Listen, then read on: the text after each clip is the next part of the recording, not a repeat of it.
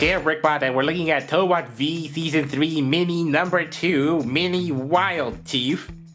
The same new styling and packaging, like the pretty flat colors, but this time in orange. Number 2 Mini Wild Chief. Same orange style frame with some comic halftones. Side of the vehicle, and around April, this was manufactured and released in June.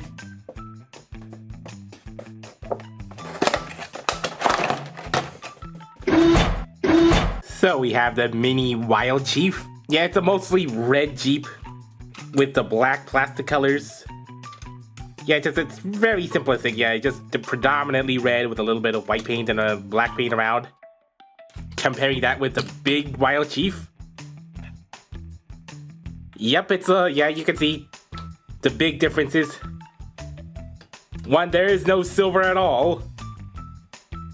And yeah, of course, a lot of paint apps missing here. As you can see, just you can clearly see what's missing here and what's retained on the smaller one. And the sizing's a little different because just this roll cage is all filled out. It kind of looks like extra back windows. And pretty hollowed out back. Yeah, pretty incomplete. And as such, the roof shaping is significantly different. Yeah, this is much more smoother without any sort of roll bar detail on top. At least the front has been downsized faithfully. I mean, it looks like it has all the details there, just unpainted and on one black color. Also, blue paint flash. At least it's not as bad as Tachyon. Anyway, this is a small Jeep. Quite a small Jeep.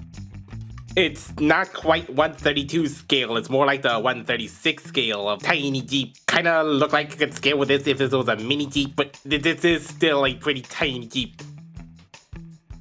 The mini thing should have a mini simple transformation. Double ratchet knees down and then double hinge torso and then pull out the arms. Soft click them in. 2 joint arms, and then there's this block that pushes against this little round nub. Automorph and auto click.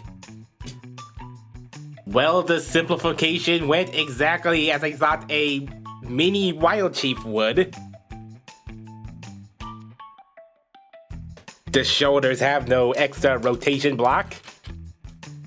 The wheels can't collapse in to fill in that torso. The toe key is permanently molded onto the leg, so you can't relocate it to the shoulder in a stylistic but fragile way. And the back leg kibble, yeah, it's just fused like there. You can't collapse it in to clean up those legs. And there's no extra foot, so he just has some flat feet. Yeah, his feet are very flat. I guess these permanent side wheel kibble just are thick enough along with the body of his legs just to help him stand. And his legs are way too simplified that they don't even have the right details. What's with that? Not to mention those super smooth legs without these. Somehow this mini sculpted head looks a little flatter than this thicker one. I mean, I guess the moldings are there, but the face looks a little smaller.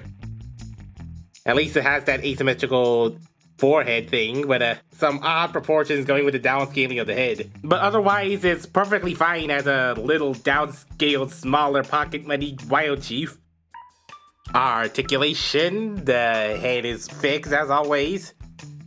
Though I'm sure that's a separate piece. Soft ratcheted shoulders at 2 click intervals all the way around. Ball socketed bicep swivel. And a transformational outward shoulder. Though, because it's not a double joint that goes at the actual shoulder, just right at the below the shoulder, that's a very awkward outward. Yeah, like this. As opposed to this. Still retains the transformational ab crunch and splitting back arc. Ball socket all the way back and all the way forward, no sort of impediments. No sort of big, oddly sized pelvises that makes it twist off. And a double knee joint on those holy waffly legs and thighs. They're really stretching out their literal $10 budget, but yeah, that's like 9 whole holes and some other tiny holes in here, right even onto the key. That permanent key here, there's also little slit holes in there. I mean, if you're hollowing something out, I would prefer, actually, if there were just big hole gaps or just at least one supporting girder, and then instead of like all of this just looks uglier. It'll also be a nightmare to 3D print leg filler upgrade kits. And though he's a small Jeep, he still stands to be a pretty good small deluxe size these days. Although they still have a tiny head compared to them.